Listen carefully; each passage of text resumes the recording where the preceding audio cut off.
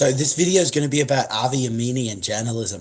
All right. So basically, Jim Jeffries invited Avi Yemini onto this interview and basically completely butchered his clips and took him totally out of context. And this all happened to someone I know named Adam Wallace, who is probably one of the most spiritually insightful people that I've met in my entire life. But basically, and this is what Luke Ford talked about. It's like, what's the term? It's not catch and release. It's like sort of bait and then entrap. This is just what journalism do. I mean, this is journalism. This is journalism. This is interviewing in the 21st century. This is the way it works. Is you interview someone. It's not about, oh, we're going to give a fair from both sides, etc., etc. There will always be some point, because I mean, let's think about it. Just about everyone is ideological. Just about everyone is biased.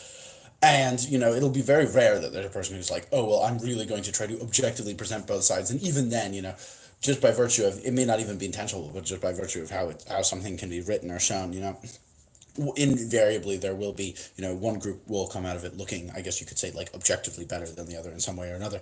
Even then, this Avi Yemini thing, I think this is just a perfect example of, I think this is great because more people will be like, all right, well, this isn't just Jim Jeffries on this particular show. This is a giant trend. How many of mainstream news interviews on non-comedy channels are like this? How many news interviews on mainstream channels are like this? How many journalistic interviews of all varieties are like this? And really, what is the purpose of news or journalists aside from to basically professional slanderers? Basically, they'll professionally trap you in saying something that may not accurately reflect your viewpoint and then doctoring that. And really, so it's just a perpetuation of ignorance and obfuscation. That's what they do.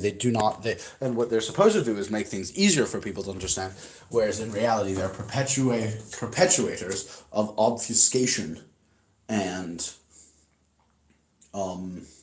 misinformation.